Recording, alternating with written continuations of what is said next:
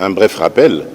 Lorsque, au mois d'avril, je pense, si mes souvenirs sont bons, 2022, oui, ça devait être fin avril, à l'occasion de l'entrée officielle de la République démocratique du Congo dans la communauté d'Afrique de l'Est, après la cérémonie, nous avons eu une discussion entre 4 chefs d'État, celui qui nous recevait à l'époque, qui était aux affaires, le président Uhuru Kenyatta, et puis les 2 présidents rwandais et ougandais, ainsi que moi-même. Donc nous avons eu cette réunion où les grandes lignes ont été décidées, c'est-à-dire, je rappelle rapidement, qu'on devait mettre fin à l'activisme des groupes armés, tous, quels qu'ils soient, et on les avait catégorisés. Il y avait des groupes armés locaux, donc de Congolais, compatriotes, et puis il y avait des groupes armés étrangers, mais tous étaient actifs en République démocratique du Congo, et non seulement déstabiliser la région de l'Est du Congo, mais également les pays voisins.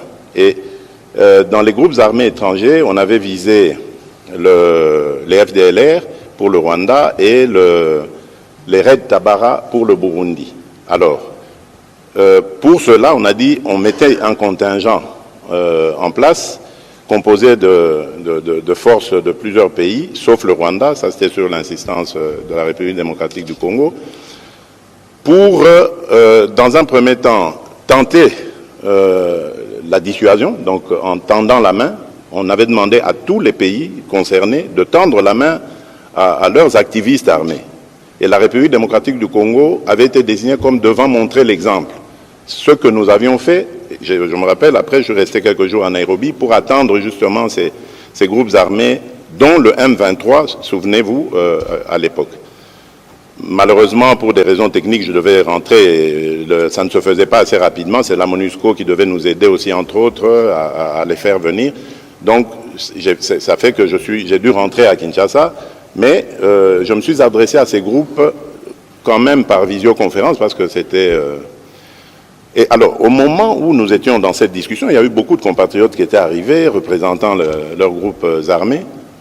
C'est là que le M23 choisira de rouvrir les hostilités sur le champ de bataille. Alors nous avons compris qu'en fait, c'était un empêcheur de tourner en rond. Et c'est à ce moment-là que nous l'avons désigné comme groupe terroriste et coupé désormais tout contact avec ce groupe-là. Donc ça, c'était pour le rappel historique. Et donc depuis lors, le Rwanda qui niait à ce moment-là l'évidence, parce qu'à plusieurs reprises, j'avais demandé au président Kagame de reconnaître si c'était vraiment lui qui était à l'as de cette agression, il l'a nié, jusqu'au moment où on a commencé à faire des prisonniers rwandais, à trouver des preuves de l'implication du Rwanda et à avoir la preuve la plus officielle par les experts des Nations Unies qui établissaient aussi la présence de l'armée rwandaise sur notre sol. Et là, ils ont changé de narratif, ils ont commencé à nous accuser de soutenir les FDLR. Alors que je fais encore là un petit rappel rapide, en 2019, à 2 reprises, c'était d'ailleurs à l'initiative du défunt général, paix à son âme, Delphin Kayimbi, j'ai validé le retour sous l'égide des Nations Unies de 2 colonnes. À 2 reprises, c'était des colonnes importantes d'éléments FDLR avec leurs dépendants, donc femmes et enfants, qui sont retournés au Rwanda. Donc s'il y avait vraiment des gens qu'on ne pouvait pas soupçonner de soutenir les FDLR, c'est bien nous, parce qu'on a fait cet exercice-là. Et donc, je referme la parenthèse, mais malgré ça, le Rwanda a continué à réveiller ce M23, je dirais même pas réveiller, c'est caché derrière le M23. Et c'est ça la raison pour laquelle je ne discute pas avec le M23. Les négociations ou discussions, moi je préfère dire discussions, je les veux. Je les veux qu'avec le Rwanda, parce que c'est lui mon agresseur. Et je l'ai dit d'ailleurs dans la salle à Addis Abeba, à Paul Kagame lui-même, en disant « C'est vous que je veux avoir de face à moi dans une discussion pour savoir et vous poser la question de savoir qu'est-ce que vous voulez à mon pays et à mon peuple. Pourquoi vous continuez indéfiniment de tuer mes compatriotes et de piller les ressources de mon pays. C'est tout ce que je veux comme thème du dialogue, parce qu'il n'y a rien d'autre.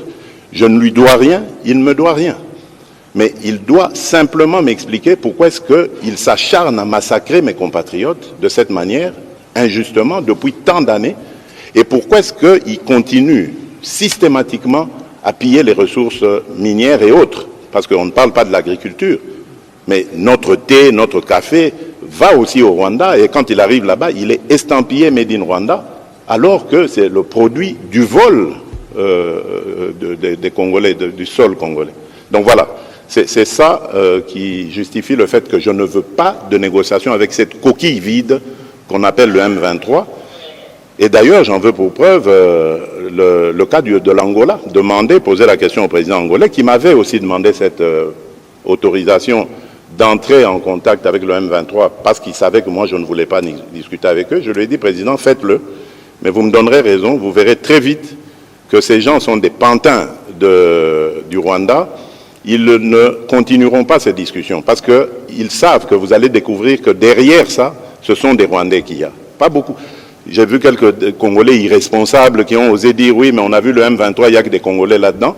Tant pis pour eux, l'histoire les jugera un jour, mais je peux vous certifier que le M23 n'est pas congolais. Mais voilà pourquoi d'ailleurs, ils refusent d'aller en cantonnement. Parce qu'ils savent que quand ils seront cantonnés, nous allons demander l'identification de tous ces gens. Tout à fait.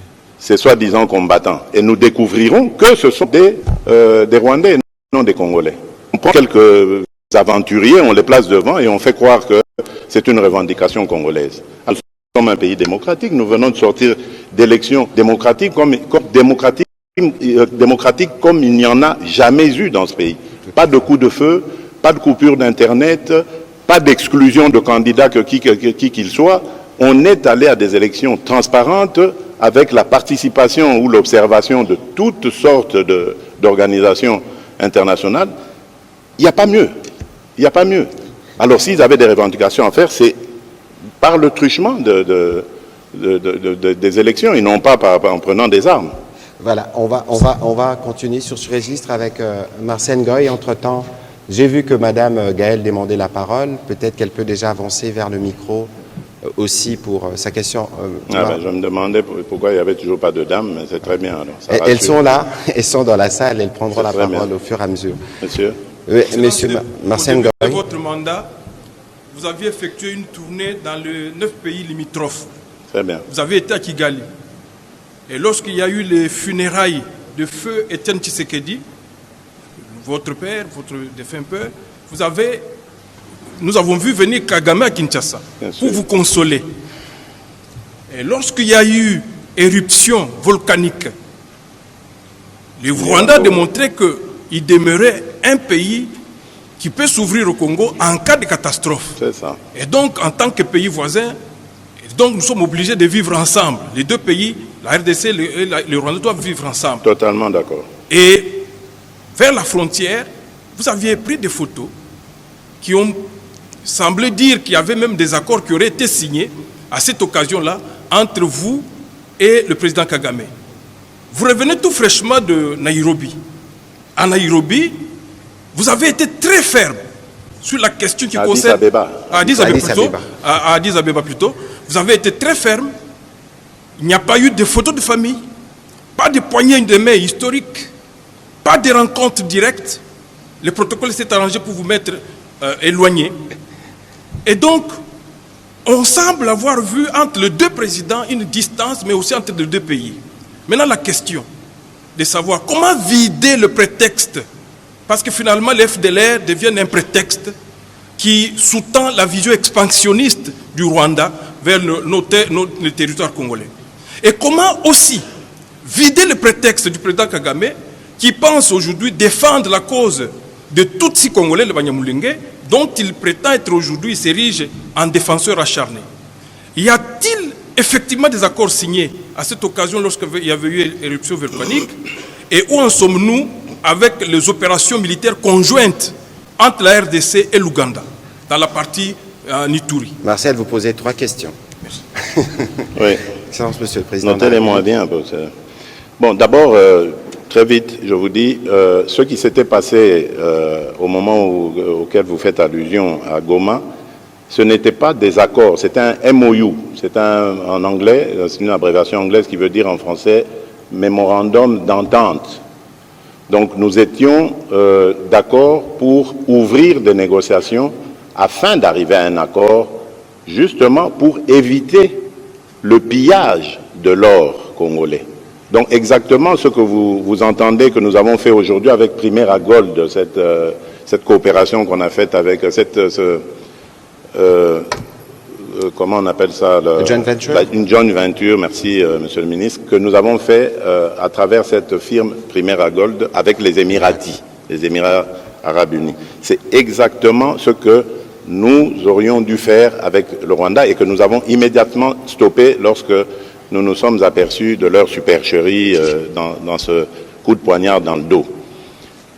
Donc, pour revenir au FDLR dont vous dites, donc j'espère que là c'est clair, il n'y a pas d'accord. Ah oui, je voudrais profiter aussi de cette occasion pour tordre le cou à une rumeur qui a fait son chemin et qui voudrait confirmer le fait que le M23 a été invité ici à Kinshasa par moi à une certaine époque 2019, et que je les aurais laissés. C'est archi faux. Je n'ai aucun contact avec eux. Mais en revanche, je reconnais qu'il y a eu des représentants du M23 ici. Et c'était à l'époque où j'avais nous avions pour ministre de l'Intérieur M. Gilbert Kankonde. C'est lui qui est venu, qui m'en avait parlé à l'époque. Et j'avais refusé catégoriquement de le recevoir. Parce qu'il promettait, disait-il, après qu'on les ait reçus, de trouver des solutions pour amener la paix à l'Est. À ce moment-là, ils ne nous agressaient pas encore, pour trouver des solutions. Je trouvais leur raisonnement farfelu, bien qu'ils disaient qu'il n'y avait aucune exigence, etc. Ils sont restés le temps qu'ils sont restés, je ne sais même pas combien de temps, mais moi j'avais rejeté l'idée de les rencontrer. Je ne les ai jamais rencontrés. Et donc je voudrais que ce soit ferme, que ce soit dit fermement. Donc ils ont peut-être rencontré le ministre de l'Intérieur pensant qu'il le faisait en mon nom, ce qui peut être normal, mais je tiens à dire ici qu'il les avait invités, si c'est lui ou c'est eux qui s'étaient invités, à mon insu. Je n'étais pas d'accord et lorsqu'on m'a proposé de les rencontrer, j'avais refusé cette idée. Alors, pour parler des FDLR, au moment où les relations étaient bonnes avec le Rwanda, j'avais reçu une délégation rwandaise ici, qui me disait, on parlait des FDLR à ce moment-là, ils m'ont dit, Monsieur le Président, vous savez, à vrai dire, les FDLR, c'est devenu une force résiduelle composée de moins de 2000 hommes qui ne menacent même plus la sécurité de notre pays. Mais ce que nous craignons, c'est ce dérapage idéologique où dans le discours on vilipende les Tutsis, etc. Je dis, mais ça, c'est inhérent à tout pays. Hein. Notre pays, c'est 450 tribus. Ce n'est pas que avec les Tutsis congolais qu'il y a des problèmes. Il y a des problèmes même, on l'a vu récemment, pour les Kassaïens, les Louba du Kasaï au Katanga. C'est pas pour ça que l'Angola, qui a aussi des populations loubaphones, se lève un matin pour dire, ça y est, moi je vais au Katanga pour défendre les Louba du Kasaï qui sont menacés. Les Teke et les Yaka ont des problèmes ici. Le Congo-Brazza qui en compte, ainsi que le Gabon, ne se réveille pas pour dire, voilà, on va défendre les Teke à Kwamut, etc. Donc, c'est totalement farfelu comme histoire. Nous sommes un pays souverain. Nous sommes capables de défendre nos propres concitoyens et nous sommes en mesure de les sécuriser. Voilà pourquoi d'ailleurs je profite de l'occasion pour dire que je suis le seul, si pas le premier en tout cas président de la République démocratique du Congo, à avoir dit haut et fort, en parlant des Banyamulenge, mais j'élargis même à tous les Tutsis congolais que ce sont nos compatriotes. Il y a des Banyamulenge qui sont morts pour cette République et sous le drapeau. Donc j'en ai assez de ce discours qui consiste à discriminer ces populations et à donner ainsi l'occasion à des régimes barbares comme celui du Rwanda de nous envahir, sous de fallacieux prétextes d'ailleurs. Parce que je dois attirer ici l'attention de tout le monde, et c'est très dangereux d'avoir ce genre de discours. Vous faites le tapis de ce régime criminel du Rwanda, parce que ce régime, figurez-vous, il a aussi des Hutus qui travaillent à sa cause. Il a aussi des Wazalendo qui travaillent à sa cause, qu'il a fabriqués. Et il envoie ces gens traquer, violenter, massacrer des Tutsis pour dire, ah, vous voyez, les Tutsis sont en danger. Donc, méfiez-vous, chers compatriotes, je ne veux pas que dans la République démocratique du Congo, que je dirige, grâce à vos suffrages, qu'il y ait de la discrimination. Tant que je serai président de ce pays, aucun citoyen de ce pays, aucune communauté tribale, ethnique de ce pays ne sera discriminé. Je tiens à le dire haut et fort et je ne m'arrêterai pas là. Autre chose, nous avons dit haut et fort, et d'ailleurs depuis lors on a arrêté même un officier, que dans l'armée nous ne voulons pas de collaboration de près ou de loin avec les FDLR et que tout officier qui s'exposerait à ce genre de méfaits sera poursuivi, condamné. Et c'est le cas. Il y a un général qui a été arrêté pour soupçon, donc on n'a pas encore confirmé, mais il est soupçonné d'avoir collaboré avec les FDLR. Donc c'est pour vous dire que ce n'est pas par peur du Rwanda que nous le faisons. Vous avez parlé des 9 voisins que j'ai été visiter. Là encore, je crois que je dois être le seul, ou en tout cas le premier président de la République démocratique du Congo à l'avoir fait. J'avais promis à tous mes voisins en ce temps-là que de chez moi, au Congo, je n'entretiendrai jamais une dynamique, une force quelconque qui déstabiliserait mes voisins.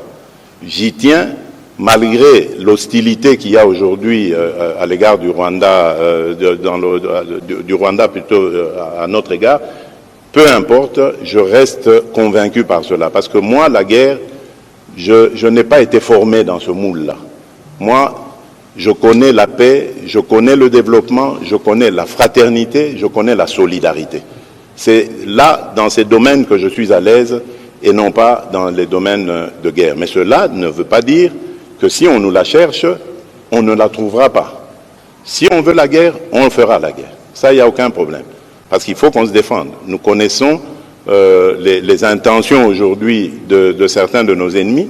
Nous n'allons pas les laisser faire. Et je crois qu'ils ont commencé même à sentir que le Congo qui se défend aujourd'hui n'est pas celui d'hier. Voilà.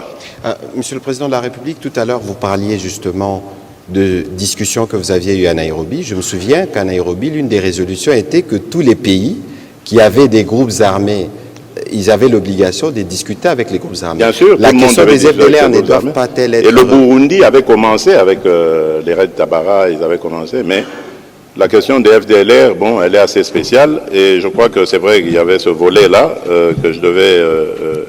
pour moi, les FDLR, forces résiduelles, d'accord, ce sont des combattants de 1994. 94 qui ont l'âge du président Ça fait 30 Kagame, ans exactement aujourd'hui. À mon avis, c'est des grands-pères. Donc je ne crois pas que avec ce statut, ils peuvent encore menacer la sécurité du Rwanda. Mais qu'à cela ne tienne, nous sommes prêts à tout faire pour ôter ce prétexte au Rwanda qui justifie justement la présence de ces gens. Vous savez que le Rwanda a même fabriqué ses propres FDLR. Donc c'est-à-dire les éléments qu'on a renvoyés chez eux, ils les ont désendoctrinés et réendoctrinés à leur manière pour les renvoyer au Congo. Comme ça, leur présence au Congo va continuer à justifier l'intention ou l'agression dont ils font preuve. Et donc, et ça, ce ne sont pas des paroles en l'air. Ce que je dis, ça peut être vérifié dans les annales des Nations Unies. C'est de là d'ailleurs qu'on a eu les éléments. Donc c'est pour vous dire que nous sommes déterminés à ramener la paix dans ce pays et nous réussirons à le faire. Nous allons le faire, quels que soient les atermoiements du Rwanda. Avant de prendre la question de Mme Gaëlle, il y avait un dernier volet dans la question de Marcel qui demandait comment évoluer les opérations militaires avec l'Ouganda, je pense, dans le Grand Nord. Ah oui, mais très bien, très bien, très bien. Jusque-là, en tout cas, je crois qu'on a mis sérieusement en difficulté les ADF, parce que, bon, rappelez-vous, c'est pour combattre les ADF que nous avons décidé de cette mutualisation de forces contre, justement, ces terroristes. Donc, pour les combattre. Donc, ça se passe bien, il n'y a rien à dire de ce côté-là, la collaboration est parfaite jusque-là. Très bien. Madame Gaëlle Kibungu. Excellence, après, ce sera Monsieur Madame le Pamela Président, Munazo. bonsoir. Je suis très honorée d'être en face de vous ce soir. Merci. Et je ne saurais me dissocier de mon âme d'épouse militaire qui vous dit merci pour votre fermeté, en tout cas vous tenez absolument à pacifier ce pays, Absolument. vous motivez les troupes et aussi vous rassurez les dépendants. Merci Bendele beaucoup pour Kouyaté, cela. comme c'est écrit derrière. Voilà. Alors ce soir, j'aimerais parler de Goma et de ses alentours. Nous savons que la situation est sous contrôle des FARDC, mais de l'autre côté, on sait que c'est des des contrées où il y a beaucoup de population. Bien sûr. C'est des contrées vraiment occupées aujourd'hui de notre côté, et votre option militaire, puisque aujourd'hui vous êtes déterminés à y aller jusqu'au bout, à en finir avec l'ennemi, pas de négociation jusque-là. Certains pourraient le dire, vous êtes un peu entre le marteau et l'enclume. Ça veut dire, comme commandant suprême des armées, vous êtes obligé de tenir ferme dans cette option militaire, mais de l'autre côté, comme père de famille, vous avez des populations entières à protéger. J'aimerais bien savoir ce soir, pouvez nous dire jusqu'où comptez-vous aller en ce qui concerne l'option militaire? Oui, merci madame, la question très intéressante. Je voudrais d'abord dire ici, à l'intention ou à l'attention plutôt de nos compatriotes sinistrés, déplacés de guerre, que l'État ne les a pas oubliés, le gouvernement ne les a pas oubliés, le président de la République ne les a pas oubliés. Ils demeurent dans nos pensées et dans nos priorités. D'ailleurs, nous venons de décaisser récemment au gouvernement un montant en milliards de francs congolais pour justement leur assistance.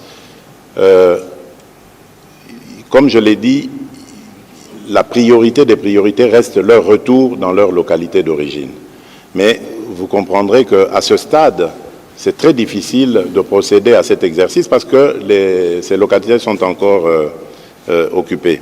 Alors, j'ai entendu ici et là, surtout de la part d'opposants, oui, mais ça fait longtemps que Bunagana est occupé, ça fait ceci. Non.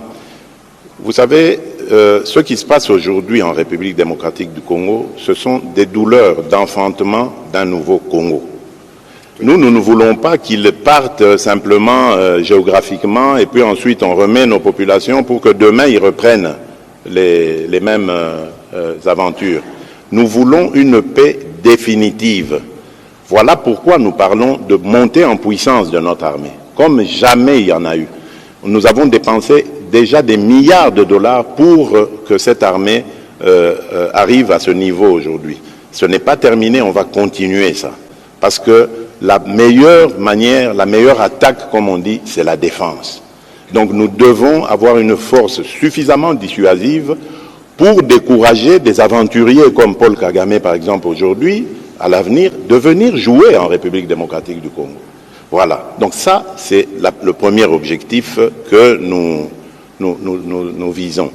C'est pour ça que c'est très important de prendre le temps qu'il faut. Donc on ne va pas libérer Bunagana pour le libérer pour qu'après on retombe dans les mêmes travers. Ensuite, il faut parler, que les populations se parlent. Il faut sortir ces démons, mais une fois pour toutes, de la division. Parce que ce sont à cause justement de ces tensions interethniques, intercommunautés, qui font que le Rwanda a trouvé prétexte pour demeurer au Congo, déstabiliser la République démocratique du Congo et continuer le pillage de nos ressources. Parce qu'en fait, c'est ça la visée. Le Rwanda aujourd'hui s'est construit grâce aux ressources. N'ayons pas honte de le dire, c'est une vérité. C'est grâce aux ressources volées à la République démocratique du Congo. Ils n'ont aucune industrie, demandez-leur. D'ailleurs, j'ai vu une fois, on posait la question au président Kagame, il a été incapable, il parlait d'une société de montage de tablettes, de choses. Enfin, c'est pas avec ça que vous développez un pays. Donc, vous comprenez que c'est le fruit du pillage de nos ressources, tant minérales que agricoles. Et raison de plus encore pour vilipender, condamner cette attitude de l'Union européenne qui ose signer un MOU avec un receleur. Parce que c'est des produits volés à la République démocratique du Congo qu'il va vendre à l'Union européenne. Je me demande comment ils vont faire ça. On en parlera peut-être plus tard. Donc voilà ce que je peux vous dire. Je tiens vraiment à rassurer nos compatriotes. Nous ne les avons pas oubliés. Un jour, je leur fais cette promesse, ils vont rentrer chez eux, mais alors là, pour une paix durable et définitive. Parce que c'est ce Congo-là que je veux, ce Congo qui va se tourner vers son développement. Et nous l'aurons, ce Congo. Vous pouvez me faire confiance. Voilà, merci beaucoup, Monsieur le Président de la République. On va enchaîner avec Madame Pamela Mounazo. Je reviendrai à vous, Madame Élisée Odia, pour votre question. Et il recycle les FDLR qui étaient déjà ici renvoyés chez eux. Oui, j'ai dit, il a ses Ouazalènes. Ses Ouazalènes. Voilà, donc c'est-à-dire, pour semer la confusion, il en a pris, fabriqué, il les fait passer pour des Wazalendo, alors que ce sont des traîtres à la nation. Ils se déguisent en Wazalendo, alors que les Wazalendo sont de braves patriotes, guerriers redoutables, que la nation ne doit jamais oublier, parce que ces gens ont pris les armes de leur propre chef pour combattre l'envahisseur. Donc, les Wazalendo sont des gens à honorer, à gratifier. Malheureusement, comme dans toute organisation, il y a toujours des esprits faibles qu'on prend, qu'on manipule, pour faire croire évidemment que l'état d'esprit des Wazalendo, c'est de massacrer les autres communautés. Ce n'est pas vrai. Ils veulent protéger leur pays et ils ont raison. Ils ont toute ma sympathie et tout. Et d'ailleurs, vous avez créé la réserve d'armée de la défense pour encadrer toutes ces forces. Madame Pamela Mounazo, allez-y avec votre question. Bonsoir, Monsieur Madame le Président. Alors, le Conseil de sécurité des Nations Unies s'était réuni mardi dernier. C'était sur la situation sécuritaire en République démocratique du Congo. Concrètement, Monsieur le Président, par rapport, on va dire, aux décisions prises autour de cette rencontre, est-ce que vous êtes satisfait de cela ou plutôt inquiet? Et la deuxième chose, c'est de plus en plus, il y a des pressions qui sont exercées sur le Rwanda par la communauté internationale. Est-ce que vous pensez que ça va porter des fruits? Moi, je crois, et j'ai toujours dit d'ailleurs au secrétaire général des Nations Unies, à tous mes interlocuteurs, surtout ceux dont les pays sont membres du Conseil de sécurité, que notre satisfaction, nous l'aurons que lorsqu'il y aura des sanctions, que le Conseil de sécurité des Nations Unies décidera de prendre des sanctions contre le Rwanda. Parce que pour la même chose qu'a fait la Russie, il y a eu une pluie de sanctions. Pourquoi est-ce que dans le cas qui est similaire à celui de la Russie et de l'Ukraine, pourquoi est-ce que dans notre cas, il n'y a aucune sanction? Donc, tant qu'il n'y aura pas cela, tout ce qu'il y aura comme résolution, pour moi, sera, on va dire, peut mieux faire, comme mention. Sur les pressions exercées sur le Rwanda? Les pressions doivent continuer, c'est très bien, mais les pressions, lorsque elles ne sont pas entraînées de contraintes, ça risque de finir par lasser la personne ou l'institution qui est pressée, et finalement, ça risque de ne pas donner de résultat.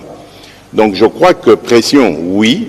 On a vu d'ailleurs qu'ils ont été assez affolés, ils ont eu des réactions un peu à l'emporte-pièce, mais ça ne suffit pas. C'est un bon début, on va dire, mais comme je disais tout à l'heure, s'il faut donner une mention, on va dire peut mieux faire.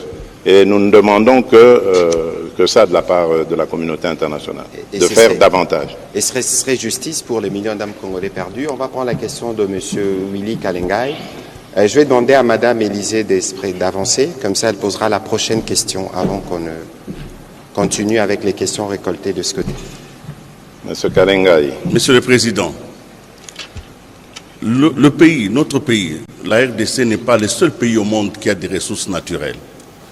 Il y a beaucoup de pays qui ont des ressources, mais malheureusement, chez nous, l'exploitation des ressources provoque la mort et la désolation. Nous en sommes à autour de 12 millions, c'est énorme. Vous venez de dire tout à l'heure que le Rwanda sert de receleur, et le président Kagame récemment a dit que, évidemment, le produit passe par le Rwanda et vont ailleurs. Voilà. Où est-ce que ces produits vont? Et c'est là ma question. Au début, on pouvait se dire que derrière le Rwanda, il y avait des multinationales, il y avait des groupes mafieux, il y avait toute la pègre mondiale qui s'accaparait de nos richesses. Mais quand nous avons suivi les MOU signés entre l'Union européenne et le Rwanda, nous nous sommes demandé si effectivement, derrière le Rwanda, il n'y avait pas des États, des vrais États, et qui nous envoyaient ainsi un message. Très bien. Alors, la question est celle-ci. C'est vrai, vous venez de dire que vous pouvez négocier avec le Rwanda, mais au-delà du Rwanda, avons-nous identifié les forces politiques, les États, notamment l'Union européenne, avons-nous identifié les vrais négociateurs? Parce que c'est avec eux qu'il faut négocier. Pourquoi l'exploitation de nos ressources doit donner la mort aux Congolais? Alors, la négociation pourrait être celle-là, la tripartite notamment, comment exploiter les ressources naturelles du Congo en faisant prospérer le pays et en ayant la paix. Et ça, ce n'est pas avec les Rwandais qu'on peut négocier. À vous, les chefs de l'État, je demande, est-ce que vous avez envisagé de négocier avec les autres? Parce que les autres, quand nous suivons ce qu'ils disent, ils disent que le Congo n'a pas voulu respecter l'accord cadre d'Addis Abeba. C'est comme ça qu'on lui a remis les M23. Bon, je ne sais pas où est-ce que vous... Je ne sais pas où est-ce que vous allez tirer ces informations-là, de qui vous allez les tirer, mais je voudrais vous dire à propos de l'accord cadre, s'il y a vraiment un pays qui respecte les termes de l'accord cadre, c'est bien la République démocratique du Congo, car nous avons même désigné un coordonnateur comment on appelle ça là, le coordonnateur de suivi. De suivi, voilà, merci. Merci, le coordonnateur de suivi de l'accord cadre. Et nous sommes le seul pays parmi tous les signataires à avoir un coordonnateur. Donc quand on vient, par exemple l'envoyé spécial du secrétaire des Nations Unies dans les Grands Lacs vient à Kinshasa, il voit ce coordonnateur, parce que c'est lui qui est chargé au niveau des Nations Unies de le faire. Donc, qu'est-ce qu'on n'a pas respecté? Je ne crois pas. Non, je ne pense pas. Je crois d'abord que il y a peut-être une responsabilité de la République démocratique du Congo. Je le disais tout à l'heure à votre consoeur, nous devons nous montrer dissuasifs vis-à-vis des agresseurs. Parce que c'est vrai, il n'y a pas que la République démocratique du Congo ou son sous-sol qui regorge d'autant de richesses, mais est-ce qu'ailleurs, il y a autant de perméabilité dans le système de défense de ces pays-là? Non. Est-ce qu'ailleurs, il y a autant de complicité interne? Parce que nos compatriotes aussi ont pris goût à ce trafic. Je ne crois pas. Est-ce qu'il y a autant de lois qui protègent les ressources naturelles de ces pays? Suffisamment de lois, en tout cas, pour ne pas permettre le trafic, etc. Donc, nous devons faire aussi cet effort de réflexion sur nous-mêmes, mais en même temps, le travail que nous avons déjà commencé et qui consiste à demander à tous ces pays et les multinationales auxquelles vous faites allusion, parce que moi je pense plutôt que ce sont des multinationales et non des États qui sont derrière ça. Nous ne savons pas les identifier, mais à travers les pays que nous contactons, parce que nous savons plus ou moins où logent ces multinationales, nous essayons de faire passer le message pour dire venez discuter avec le propriétaire et non pas avec le voleur, le receleur. Parce que d'ailleurs, c'est condamnable. Hein, et d'ailleurs, vous le lui avez quand dit vous achetez, je lui ai dit, ça c'est un receleur. Quand vous achetez le produit du recel, vous êtes vous-même coupable de vol. Vous êtes assimilé au voleur. Donc, l'Union européenne, j'espère qu'elle ne va pas jouer ce jeu-là. Et l'Union européenne, ce sont des hauts fonctionnaires. Les États, et je peux vous rassurer, j'ai reçu déjà de la part de certains ambassadeurs de l'Union européenne ici des messages rassurants pour dire nous avons tenté de tout faire pour empêcher cette signature et nos pays ne sont pas d'accord avec ce qui s'est passé. Et quant à nous, République démocratique du Congo, nous n'allons pas nous arrêter là. Nous allons user de toutes les voies diplomatiques et y compris judiciaires pour empêcher, faire annuler ce MOU qui a été signé. C'est peut-être un MOU, me dira-t-on, mais c'est déjà un très mauvais début qui indique que l'Union européenne est très mal engagée parce que c'est comme si elle nous faisait la guerre par procuration. Et ce genre d'encouragement, moi j'appelle ça encouragement donné aux voleurs, c'est un encouragement qui est très dangereux pour la paix dans la région. Ça ne devrait pas se passer comme ça. Merci. Merci, merci Excellence, Monsieur le Président de la République. On va prendre la question d'Élisée Odia. Et d'ailleurs, sur ces points précisément, le ministre des Affaires étrangères, sous votre instruction, a réagi fermement contre cette attitude ambiguë de l'Union européenne. Madame Élisée Odia, allez-y pour votre question. Bonjour Monsieur le Président. Madame. Merci à l'Excellence honorable Patrick Mouyaya pour la parole accordée. Monsieur le Président, je reviens sur les propos tenus en marge du sommet d'Addis Abeba. Et là, je veux revenir sur un propos relayé notamment par le tweet du ministre Mouyaya où vous avez dit « Je veux la paix, mais pas à n'importe quel prix ». Pas au prix de l'humiliation. C'est que j'ai vu, c'était pas à n'importe quel prix. Alors, ma question, c'était de savoir, estimez-vous que la paix a un prix? Et si oui, vous l'estimez à combien ce prix par rapport à la paix? Et enfin, peut-être par rapport à l'actualité également, vous êtes en face, comme je l'ai dit tout au début, d'un honorable excellence doublement élu. Ça vous dérange pas d'avoir violé la Constitution? Je savais que cette question reviendrait, mais bon, le président aura l'occasion d'y répondre. Merci, madame, j'y répondrai. J'avais parlé de la paix, pas au prix de l'humiliation. Vous savez, à n'importe quel prix, au prix de l'humiliation, c'est pareil. N'importe quel prix, c'est ça, l'humiliation. Donc, je veux la paix, une paix véritable et une paix durable. Comme je l'ai dit, je ne veux pas de paix factice dans laquelle on humilie la République démocratique du Congo, comme on l'avait humiliée en 2013, avec ces mêmes pantins du M23, qui ont fait concéder à la République des choses mais scandaleuses. Je ne sais pas si vous avez vu cet accord, signé en 2013 à Kampala, je pense, avec le M23. C'est ça l'humiliation à laquelle je faisais allusion. Et je viens de dire ici que le M23, c'était une coquille vide.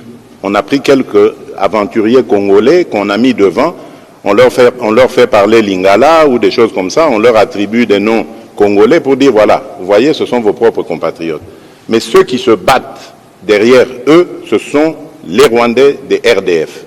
Voilà pourquoi ils refusent d'aller en cantonnement. Parce que quand ils iront en cantonnement, ils ont bloqué l'accès au camp de Rumangabo, alors que la République démocratique du Congo s'était acquittée de sa charge dans le plan de paix, d'équiper, de préparer des choses pour que les compatriotes, soi-disant compatriotes qui sont en train de se révolter, viennent et aillent dans le programme PDDRCS. Ils ne sont jamais venus, ils ont même bloqué l'accès, et le ministre, le VPM Jean-Pierre Bemba l'avait suffisamment dénoncé dans tous les forats auxquels il a participé, toutes ces conférences régionales. Bon, donc c'est vous dire que de ce côté-là, c'est plus que certain que nous voulons la paix véritable, une paix vraie et durable, pas une paix factice. Ça, j'insiste. Alors, vous avez fait allusion à la violation de la Constitution. Non, je n'ai pas l'impression, madame, le mot est trop fort. Je n'ai pas l'impression d'avoir violé la Constitution. Je suis guidé, vous devez le savoir, je suis guidé par un seul idéal. Pour moi, le salut du peuple, c'est la loi suprême. Pour moi. Et en tant que chef de l'État, je crois que je suis le mieux placé pour observer et comprendre où est le salut du peuple. Et en ce moment, vous êtes témoin, vous entendez les questions de vos confrères, le pays fait face à une situation particulière. Mais il n'y a pas que la situation sécuritaire. Il y a d'autres éléments. Je parlais par exemple de la situation financière. Dans quelques mois, nous allons terminer la revue du dernier programme avec le FMI, la 6e revue. Mais c'est un moment historique et hyper important pour la République démocratique du Congo. Et vous voulez qu'en ce moment, parce qu'il y a eu un règlement que je ne critique pas, que je ne condamne pas, à l'Assemblée nationale, qui exige au ministre de se déterminer dans les 8 jours, vous voulez que nous mettions le pays en difficulté, dans une situation de fragilité, par rapport à la situation sécuritaire, par rapport à la situation financière, mais il y en a d'autres, même la budgétaire, parce que le budget qui va être voté en fin d'année, c'est maintenant qu'il commence à se préparer. Et il y a plein d'autres éléments comme ça que je peux... la situation diplomatique, parce que notre VPM Affaires étrangères et son adjoint, le vice-ministre, sont tous les deux élus, ils doivent partir. Mais nous avons un front diplomatique sur lequel nous sommes déployés. Vous voulez qu'on mette tout ça en question parce qu'il y a eu un règlement... mais non, j'ai demandé conseil aux juristes. On m'a dit qu'il y a aussi l'article 110, je pense, de la Constitution, qui stipule que lorsque le Premier ministre dépose son gouvernement, il expédie les affaires courantes immédiatement après. C'est ce que je lui ai demandé. Et je tiens à préciser ici, pour rassurer nos téléspectateurs, l'opinion nationale, qu'il ne sera pas question de toucher 2 émoluments. Hors de question. Ceux qui restent au gouvernement, ils se font remplacer à l'Assemblée nationale par leurs suppléants. Pendant ce temps, jusqu'au moment où il y aura un nouveau gouvernement, si ce nouveau gouvernement est là, ceux qui seront retenus demeurent dans leur mission, les autres retournent à l'Assemblée nationale et ce sera à cette dernière de régler le problème avec les suppléants qui étaient là. Mais il n'est pas question de toucher 2 émoluments. Les ministres qui restent, tous vont rester là. Ils vont rester et toucher leur traitement de ministre. Donc ça, je tenais à le dire, parce que c'est plus ça qui me préoccupe. Le reste, c'est, j'allais dire, du juridisme. Bon, je laisse aux juristes le soin d'en discuter. Moi, ma mission, elle est de protéger le peuple, de protéger le sol congolais, et c'est à ça que je m'acquitte. Le reste... Voilà, on va prendre la question de Patrick Bomboka. Vous parlez des budgets, vous parlez d'économie. Et puis ce sera Pichou Moulumba, puis Christian Lusakweno. Allez-y, s'il vous plaît. Merci pour la parole, Monsieur le Ministre. Bonsoir, Monsieur le Président. Bonsoir. Après la renégociation du contrat chinois, la République démocratique du Congo a pu arracher 7 milliards de dollars qui devraient être investis comme annoncé dans les infrastructures. Bien sûr. Mais on aurait constaté que depuis la signature de ces contrats mines contre infrastructures en 2008, le taux d'absorption de ces milliards disponibles est toujours très faible. Alors comment s'est rassuré cette fois-ci à la fois de la bonne gestion et de la bonne affectation de ces ressources? D'abord parce que nous avons commencé à renégocier. Donc ça, c'est déjà la preuve que, en tant que patriotes aimant ce pays, quand nous avons examiné ce qui avait été fait avant nous, nous avons constaté que c'était très mal fait et au désavantage de la République. Secondo, lorsque, malgré tout, ça a quand même été fait, c'est-à-dire de l'argent a été décaissé, je crois qu'on est presque à 1 milliard seulement de la part de... Eh bien, cet argent n'a rien fait. Est-ce que vous voyez des infrastructures grandioses, vous, dans ce pays? Non. Mais ça a fait la richesse de certaines personnes qui, pour la petite histoire, je vais vite dire ici, sont aujourd'hui dans l'opposition en train de s'organiser, même pour certains, pour déstabiliser la République démocratique du Congo. Voilà à quoi a servi cet argent. Mais bon, on en parlera peut-être à une autre occasion. Le travail est pour le moment fait par nos services de renseignement. Donc là, je voulais dire que nous avons revu les choses, nous les avons rééquilibrées dans un contexte gagnant-gagnant.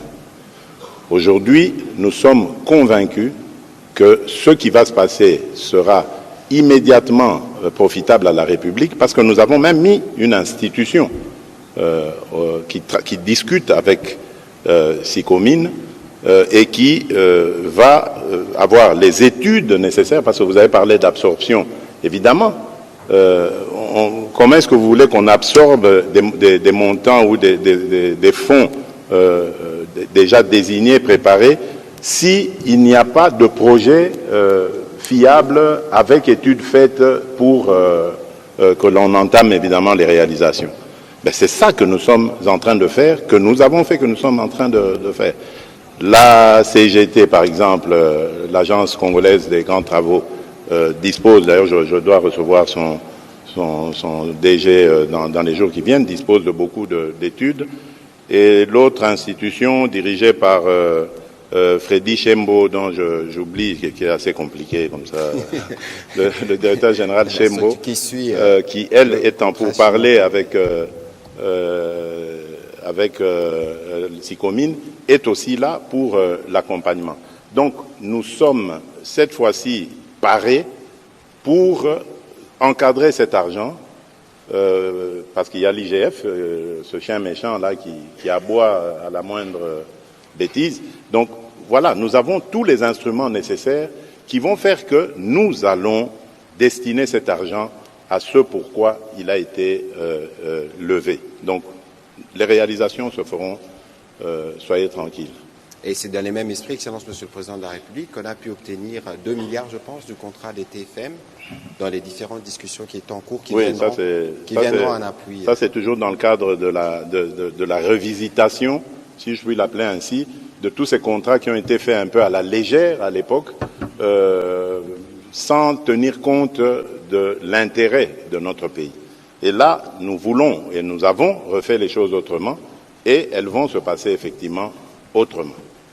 Voilà, on va prendre la question de M. Pichu Mulumba. Nous avons encore, Monsieur le Président, une bonne dizaine de minutes. Oui, ça va, je suis à votre disposition. Ok, bon, on ne va pas en abuser.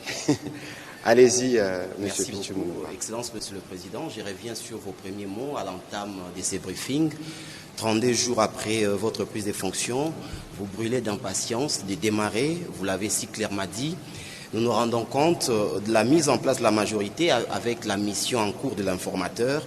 Il est évident que vous disposerez d'une large majorité, mais justement, dans cette large majorité, se dessinent déjà plusieurs ambitions et vous êtes appelés à les départager. Est-ce que vous avez déjà aujourd'hui les profils de l'oiseau rare pour la primature, cet oiseau rare qui sera à la tête du prochain gouvernement pour matérialiser votre vision et surtout consolider les acquis du mandat précédent? Vous êtes plus pressé que moi.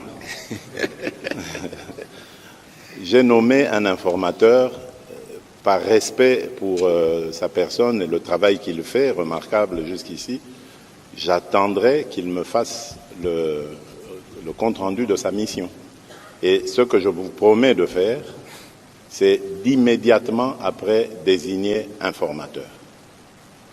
Ça, vous êtes... Informateur. Informateur, pas un informateur, parce qu'il y en a déjà un. Dès que l'informateur termine sa mission et qu'il m'en fait le compte-rendu, immédiatement après, je désigne le ou la.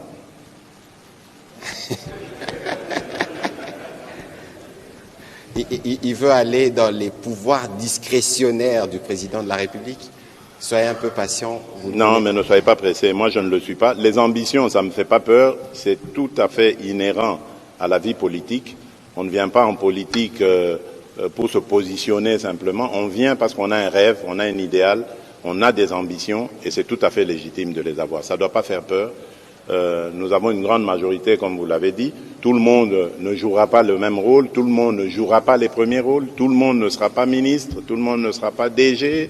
Quoique, bon, DG, j'aimerais vraiment qu'on commence à réfléchir à dépolitiser l'administration. Mais enfin, voilà. Donc, l'essentiel ici, c'est de faire avancer le pays. Voilà, Monsieur Christian Dousakweno. Bonjour Monsieur le Président, bonjour Monsieur le Ministre, merci. Bonsoir, Christian. Alors, ma consoeur Olysée Odia a presque Vider la question. Vider ma question, mais bon, puisque vous nous avez permis de rebondir, je voudrais parler de l'alinéa 9 de la Constitution, en son article 110, que vous avez cité, qui parle de la fin ou de la suspension du mandat du député. C'était pas ma question, mais je vais la poser avant de me poser la question que je voulais poser, qui fait suite aussi à celle qu'a posée le journaliste précédent. Y a-t-il un acte juridique qui permet à ces députés de suspendre leur participation à l'Assemblée? Entendez, avez-vous signé une nouvelle ordonnance? Non. Ça, c'est pour l'article 110. Non, je vous dis non déjà, je n'ai pas signé d'ordonnance. Maintenant, ma question, c'est... Christian, vous voulez faire du juridisme? C'est pas, j'ai aucun souci ou aucune volonté dans mon chef de faire du juridisme, mais la République démocratique du Congo est une situation où elle nécessite que celui qui va prendre les rênes du gouvernement soit déjà bien au fait de ce qu'il va faire. Selon nos informations, l'informateur devrait vous déposer sa copie ce week-end. Vous dites que vous allez désigner le Premier ministre dans la foulée. Alors, non, le formateur. Le formateur qui risque d'être pourrait devenir Premier ministre ou pas. Est-ce qu'on aura le Premier ministre ce week-end? Le formateur, oui. Si formateur. Si l'informateur m'apporte sa copie ou son rapport ce week-end, oui, le formateur sera désigné le lundi. Qui est déjà connu par vous, donc? Non, peut-être pas. Peut-être pas.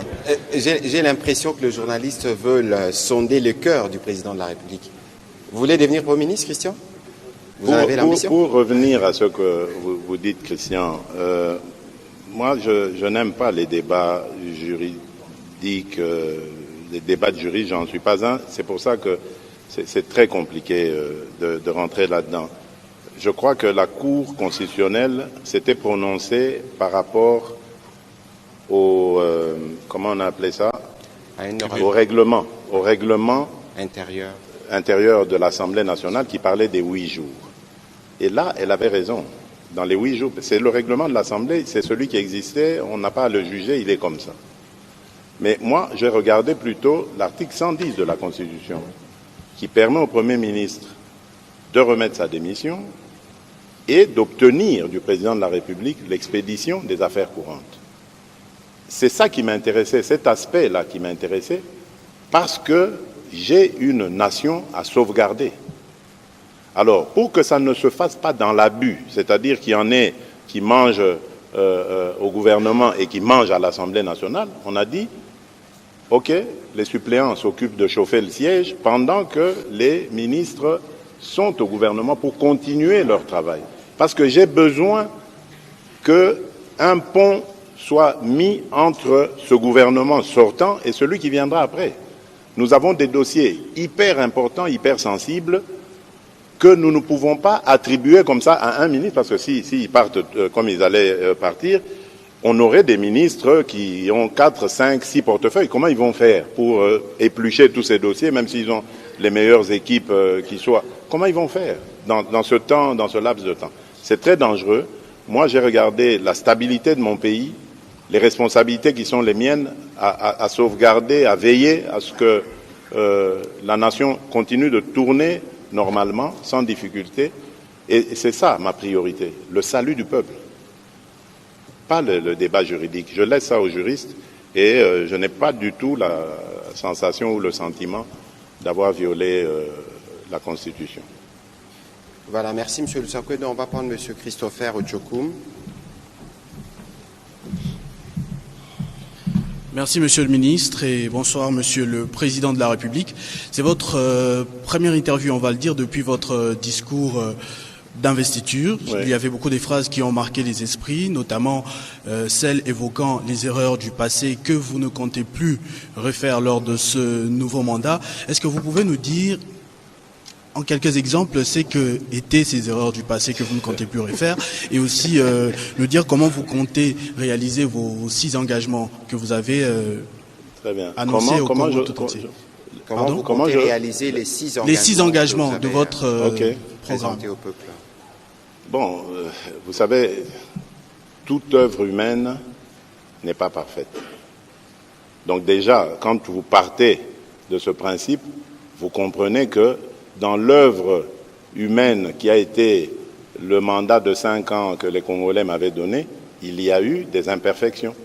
C'est à ces imperfections-là que je faisais allusion et que je ne veux plus voir se reproduire. Maintenant, c'est à vous, observateurs attentionnés, le jour où on se retrouvera, soit dans une interview ou au coin d'une rue, de me dire « Ah, Monsieur le Président, vous aviez dit il n'y aurait pas d'erreur. Durant votre premier mandat, il y avait telle erreur que nous retrouvons dans le second mandat. » Et là, nous en reparlerons. Mais je ne vais pas ici étayer le nombre d'erreurs parce que, bon, c'est pas assez pratique de le faire.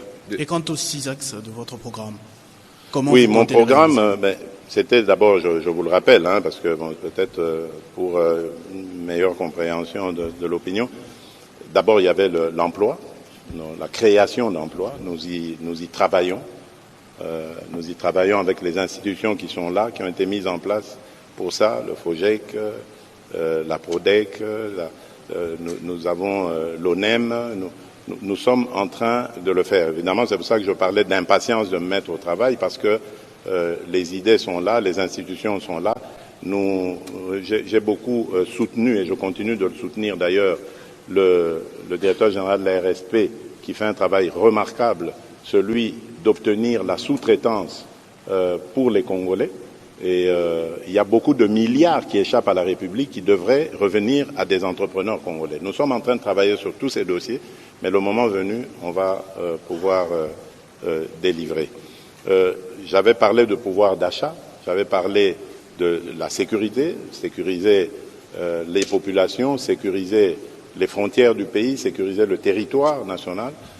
J'avais parlé de la diversification de l'économie. Aujourd'hui, nous mettons plus l'accent sur l'agriculture. Là aussi, il y a beaucoup de choses à faire. J'attends la mise en place du gouvernement pour y aller, donc dans le programme de la transformation agricole qui va générer beaucoup d'emplois, beaucoup d'argent pour la République. On a parlé de l'accès aux services de base parmi mes engagements, eau, électricité, logement. Ça aussi, nous avons besoin de travailler dessus sur des projets concrets de construction de logements et continuer ce que nous avons commencé avec l'agence de développement de l'électricité rurale, l'ANSER. Nous avons donc déjà commencé un travail pendant mon premier mandat qui doit continuer. Nous devons doter tous les coins et recoins de la République d'énergie, eau et électricité. Avec le programme des 145 territoires, du développement des 145 territoires, nous sommes sur justement ce chemin de doter tous nos territoires, à toutes nos populations en tout cas, de moyens, routes et énergie qui leur permettraient d'assurer eux-mêmes leur propre développement. Enfin, l'administration. Vous savez que ça, c'est un très très gros problème pour la République démocratique du Congo. Et même pour tout pays qui ambitionne d'être bien gouverné, il faut que son administration soit solide.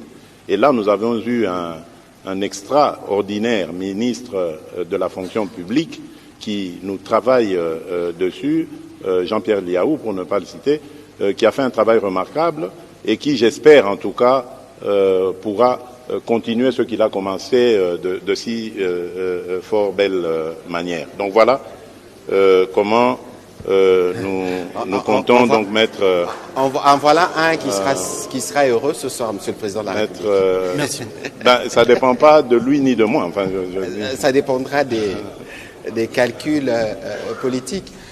Je rappelle, malheureusement, je vous avais dit en liminaire que nous ne pourrons pas prendre les questions de tout le monde. C'est un premier exercice. Il y aura plusieurs autres parce que le Président de la République a montré qu'il était particulièrement attaché à la redevabilité. Donc nous allons prendre les deux dernières questions. Il y en aura une, je pense, sur le sport pour terminer cet exercice. Bon, Marius, vous êtes là. On prendra sûrement le doyen Kibambi et puis nous terminerons avec la question de M. Bopema. Allez-y, M. Marius Munga, s'il vous plaît. Bonsoir, Monsieur le Président. Marius, bonsoir, ça va? Je pense que je vais revenir un tout petit peu sur la sécurité. Et essayez de nous éviter que le Président puisse se répéter, s'il vous plaît. Pardon? Essayez de nous éviter que le Président puisse se répéter. Il faut poser une question qui n'a pas encore été posée. Non, ça n'a pas été posé. Monsieur le Président, lors de la campagne, vous avez sorti un mot qui a fait jaser après. Beaucoup de Congolais, je pense, moi notamment, avons appris ce mot ce jour-là. Vous avez parlé à la moindre escarmouche. Vous attaquez le Rwanda et depuis, on a vu qu'il y a eu un défilé diplomatique vers vous.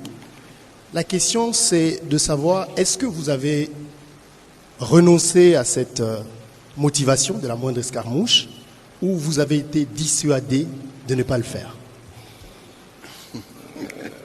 Belle question.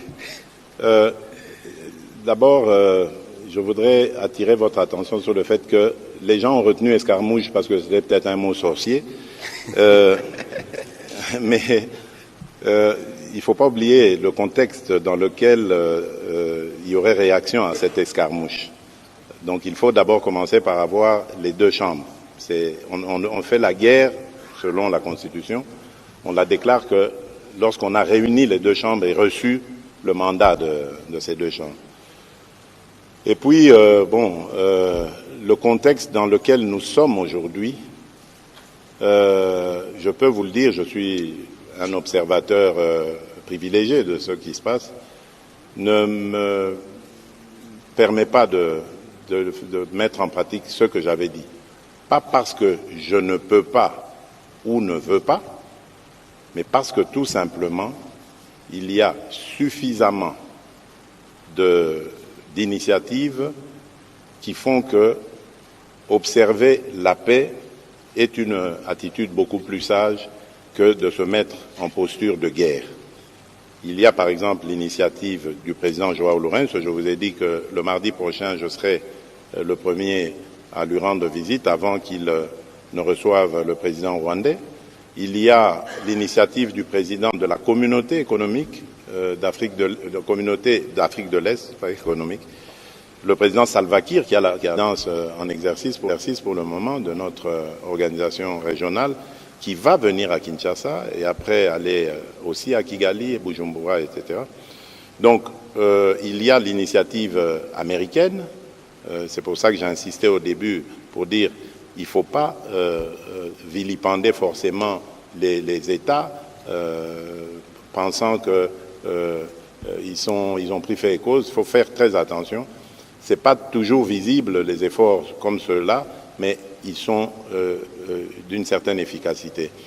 Et ici, ma priorité à moi, comme je l'ai dit, c'est la paix. Je la veux, la paix. Je veux la paix définitive pour mon pays et mon peuple. Et pour ça, je suis prêt à accepter de mettre entre parenthèses mes velléités belliqueuses, si elles doivent sortir en moi. Donc je les mets d'abord en pause parce que je veux donner la chance à la paix. Si on peut obtenir cette paix de manière, pas par la guerre, j'allais dire, avec des méthodes non guerrières, mais je signe des deux mains pour l'avoir. Mais maintenant, s'il faut faire la guerre pour avoir la paix, je signerai aussi des deux mains. Ça, il n'y a pas de problème. Et l'Assemblée nationale et les Sénats seront consultés les moments venus pour donner leur avis. On va prendre la question de Kibambi Chintwa. Je l'ai vu, Kibambi Chintwa. Et puis, on prendra une question en lingala. C'est lingala, ce sera la fin. Doyen, rapidement, s'il vous plaît. Le doyen n'a pas perdu sa superbe. Bonjour, Monsieur le Président. Je voudrais d'abord m'excuser pour la tenue, parce que d'autres ne comprendront pas que c'est une tenue de Mandela. Et donc, on peut même accepter dans les fêtes.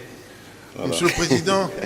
c'est une tenue tropicale et qui sied vraiment au climat qu'il y a dans ce pays. Je vais quand même parler en lingala, mais mon lingala n'est pas bon. Quand j'ai fait la campagne, on se moquait de moi. Parce que makamusu il faut tout le bango, biso na biso. Na lero loba qui les prisons, maloko ekotonda. Ngana sepela ki na yango pona nini. Parce que kaka na mboka na biso yonde toyoka kaba. Tela ibi 10 millions, 100 millions. Baza ko kende maloko te. Bato wana nde bato, il faut batonda na maloko. Boloko. Na boloko. Bon. Merci pour la correction. Ça, parce que les investisseurs sont des gibiers peureux. S'ils constatent que tout ça, on s'est bambeba mususo, tout ça corrigé dans la justice, bako kende na ba pays voisin. Mais ceux qui ont monika que justice, la biso za utambola malamu, na kanisi tokolonga. Exact. Question nanga. Mais bien sûr, Rosanne a raison. Na pesi openza raison kulutu Kibambi pour likambo oyo olobi ezali ya motuya makasi ezali o ya justice. Mboka na biso soki justice ezali malamu te mboka ekotombama te. Président ya conseil supérieur na biso ya magistrature ye matoi na ye elemba na makelele na ngai. na loba na ye mbala na mbala likambo oyo nalingi komona na mboka oyo justice esala mosala na yango ndenge elongo bami. C'est vrai, bazoloba que bakangaka bato batiki bango ou bien mais c'est normal. Soko kangi moto lobi ka yibi. Mais au démontrer yango te. Comment on garder karana boloko? Il faut bimisa. Donc il faut qu'on arrive dans ce pays na situation oyo to mona kabisika na bamboka o justice esalaka so bokangi moto po ayibi botali pe wala biloko oyo ayibi soit asombi nango boye soit mbongo yango yango wana bo récupérer yango asali boloko. Or awa j'ai l'impression que balobaka moto ayibi mais okoyoka bamoni ata eloko te tango mosusu pe yaki asolo ayibaki Simana yango abimi a profité sous kaka na Babylone wana oya. Alors il y a quelque chose qui ne tourne pas rond na justice na biso na senga ki penza na conseil supérieur à la magistrature batala yango malamu batala pe likambo ya honneur parce que biso pe na Congo to kana facilité ya kobenga moto moyibi o kalika mukea moyibi oui mais attention na eloko wana moyibi c'est grave ça qualification moko ya ma bemingi eko bebisa sa vie à moto libela. Donc ce qui bozana preuve c'est que moto na yibi bino en tant que justice beau traiter yé comme un innocent d'abord en attendant beau démontrer kaza moyibi. Donc voilà, c'est justice n'a pas problème ebele n'a pas sur raison mais eza mosa na biso ba autorité ya ko sala de sorte que solution ezwama nesika wana. Merci. Voilà. Merci beaucoup. Voilà, on va prendre les deux dernières questions en lingala. Il y a une question toujours Zwabino Kanzela moko. Junior Yaka, question à sport parce que Tobi qui est président d'un sportif, tout le monde a qui prestation à Léopard, il peut profiter et poser question. Voilà, merci porte-parole. Mokonzamboka tosololi magamba guerre, tosololi magamba nyonso nga na ozonga nangote. Ngaba kinwa balobi na tuna ba question ba kinwa. Osa kinwa obotami na kin ovandaka na kin. Lelo Kinshasa est caractérisé par le phénomène Kuluna. Kinshasa est caractérisé par l'embouteillage. Kinshasa est caractérisé par Nababalabala dans un état de délabrement très avancé. Bokassa, Kassavubu, Yomoko Kene na Zandu, na Okakota on sort la TV, Kassavubu comme Boé, Itaga, Croix-Rouge, Kabinda. Lelo, Yomon Raneli na Kinshasa. Tant est-ce que Fatih Beto sera fier na Kinshasa n'est comme Lelo pour moyen te. Koura passi, maï passi, et puis $28. Et comme il peut repérer sa maman 20 000 francs, ils ont réclamé Nandaku 20 000 francs à Moukié pour $28. Vie na yo na n'est que vivre na Kinshasa en tant que Kinois. Est-ce que Kinshasa est gouverné? Merci. Bon, en tout cas, mon tournant na yo ezali ya motuya. C'est vrai, tozali na ba difficulté na Kinshasa. Ba difficulté yango e bandi lelote, hein, eza ba difficulté zai koya malembe. Peut-être tozangaki ndenge ya ko solutionner yango. Likambo o etali kuluna par exemple, à un moment donné, nga na monaki que ko traiter ba kuluna de manière radicale et qu'on changer le communauté. Bazaba jeune, souvent inconscient, pour que vous voyez au côté na boloko, un jour à Gobima. Tant à Obima kuna, à Gokoma sous plus dangereux que tant à Kotaki. Autant qu'on peut ça leçon, il y a koye balikambo babengi mosala, valeur ya moto, qu'on peut ça, koto sa moto, kolinga ndekonayo, pour osalela ekolo. Et expérience wana et simbaki toza lelo na bana bakendeki ka kanyama kasese ba misusu baketi na Afrique du Sud koye kola kotambusa train ba kozonga d'ailleurs bientôt na Lubumbashi pona rotala bango. Donc mosala côté wana je crois qu'il y a expérience moko concluante mais esenga rappel ba moyen il y a kopesa na police pour police azala na efficacité ya kokanga bango. Mais pour le moment, c'est vrai, naza kondima ke nanu tokokisi makambo wana malamu te. Mais boyeba ke ekosuka wana te, toza wana te pona kotala biloko wana indifféremment, to ndima yango elekaka boye to salaka eloko te, toko bouger. Nous allons prendre des mesures. Idem pona bambouteillage. Bambouteillage ezali pona balabala oyo olobi wana ezali ya kobeba. Je crois qu'il s'est passé quelque chose dans ce pays qui continue de se passer comme une méthode et comme une habitude. Et wana ngai nazali ko tia ba responsable ya ba entreprise oyo bazali ko tonga ba balabala. Moyibi ezana katuana. Parce que ce n'est pas normal. Botonga balabala année oyo 2024 to commune à 2025 le même balabala e bandi ko bota mabulu. Donc là ici que mon salaire ça mis bien té. Normalement balabala tant basala kango nazali ingénieur ya ba pont et chaussée, mais je suis convaincu que quand on fait une rue, durée de vie nango en tout cas minimum ezaka 10 ans. Oyo que en tout cas pendant 10 ans li boulot atamorote comme on a. Mais biswawa bosali lelo 6 mois 1 an après ma boulot ezongi. Kaka nesikana. Ça veut dire que mon salaire ça m'a bien té. Pourquoi mon salaire ça m'a bien té? Pour nani ba institution ezali chargé ya ko surveiller misala wana bazali ko sa mosala na bango te. Yango na sengaki dernièrement na kokuta d'ailleurs na DG o ya bureau technique de contrôle BTC bango mutu basaka expertise wana bazana besoin ba moyens po ete bakoka ko salaka expertise na bango ndenge sengeli misala ekende liboso. Naza conscient ya ba makamonyon swana. Et ezali évidemment devoir na biso ba autorité. D'abord évidemment il y a ville, il y a Kinshasa, mais biso pe ngai en tant que président de la République na vandaka na capitale Kinshasa ezali capitale mboka, vitrine ya mboka na biso. Ezali donc obligation pour na biso to sala mosala ya kobongisa mboka na biso et ko salema. Ça je vous le promets. Pour na dollar bon, ezali makambo yo nazaka koloba na campagne na ngai dollar ezali pe comportement na biso ba congolais. Tozo pesa mbongo na biso valeur mingi te. Okozwa franc congolais okimi mbangu okoluka dollar po o bomba mbongo o bongo la mbongo na yo franc congolais na dollar. Tozali kosala misala o esengeli kosala te po ete tokotisaka ba devise awa na Congo à part ba mine na biso misala ya ba industrie oyo tokoki kosala ke tozali ko fabriquer biloko awa totambusaka yango na monnaie locale ezate.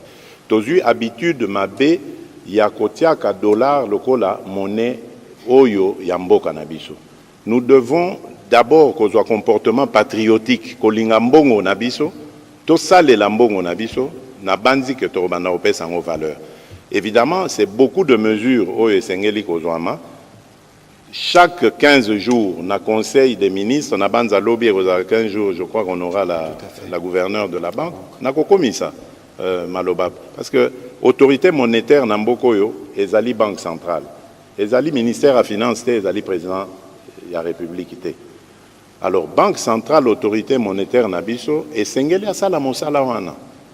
Donc nous ne pouvons pas continuer à tout le temps se plaindre, pouvoir d'achat ezali aussi là, parce que tozali ko s'aligner na dollar. Donc il faut tout réfléchir, bango na banque centrale, mais biso pe ba congolais, na ndenge ya bolingo, na confiance, na mbongo oya biso, na banzi toko zwa solution. Merci. Voilà, on va prendre la question sur le sport. Et Excellence, Monsieur le Président de la République, vous nous l'accorderez. On a réservé la dernière question à la RTNC. Voilà, c'est elle qui nous accueille. Allez-y. Merci, Monsieur le Ministre, pour cette opportunité. Bonsoir, Excellence, Monsieur le Président. Merci. Ma première petite préoccupation, c'est vous pouvez vous présenter, Junior Bompema. Je suis Junior Bompema, journaliste sportif. Je suis de la maison, de la RTNC et direction sport. La première préoccupation, c'est justement par rapport à ces léopards qui vient de perdre son boulot au Rwanda parce qu'il a fait un geste de patriotisme démontrant à la communauté internationale qu'elle est muette à la situation qui arrive à la RDC. Il a été évacué de toute urgence du Rwanda. Aujourd'hui, je vais dire qu'il est encore chômeur. Je ne sais pas ce que son pays, qu'il a défendu en terre où il travaille, lui réserve. Évidemment, on a été classé 4e au niveau de la CAN où j'ai pris part. Quel est l'avenir de ces léopards aujourd'hui? Et nous sommes à quelques mois des Jeux Olympiques. Monsieur le Président, vous savez qu'il y a 2 léopards seulement qui sont qualifiés directement pour les JO. C'est Marcela Sakobi et Arnold Kisoka qui, à ce jour, je vous informe qu'il est à Alger en train de se préparer dans quelle un discipline, s'il vous plaît? Judo. Il y a la boxe et le judo. Arnold Kisoka part avec les maigres moyens de la fédération, tout simplement parce que toutes les disciplines de combat sont tellement abandonnées par le ministère des Sports, qui traite plus les footballs, et tous les dossiers des disciplines de combat sont des lettres mortes. Ce sont les dirigeants de ces fédérations, par leur bonne foi, qui aident la nation à ce que ces jeunes gens ne se perdent pas. Surtout les phénomènes dont vous venez de parler ici, le Koulouna. Mais si ces jeunes gens qui font les sports de combat ne sont pas bien orientés, bien encadrés, quel est le sort du pays?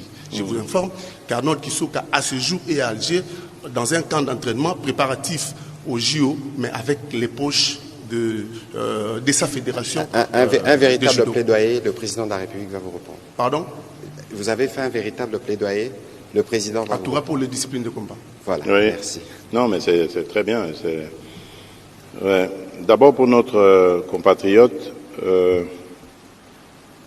Luvumu, je devais le recevoir malheureusement avant d'aller à Addis Abeba, ça n'a pas pu avoir lieu, parce que j'avais suivi quasi en direct quand il est arrivé, le ministre des Sports qui avait été le prendre à l'aéroport m'a appelé et j'ai parlé avec lui aussi, je l'ai félicité et j'ai promis de le recevoir, de l'honorer au nom de la République, il le sait. C'est maintenant une question d'agenda tout simplement. J'ai aussi appelé quelqu'un que je connais bien, je ne devais pas le dire mais je vais le dire quand même, le président de la SV Club. Amadou Diaby. Mon ami Amadou Diaby, mon frère, et je lui ai demandé expressément, je lui ai dit, écoute, président, je ne veux rien entendre. S'il faut que je paye, je payerai. S'il faut que l'État paye, on payera, il n'y a pas de problème. Mais ce garçon qui a été un valeureux soldat de la République, il faut le prendre dans V-Club. Je ne sais pas si ton effectif est complet ou pas, tu le prends.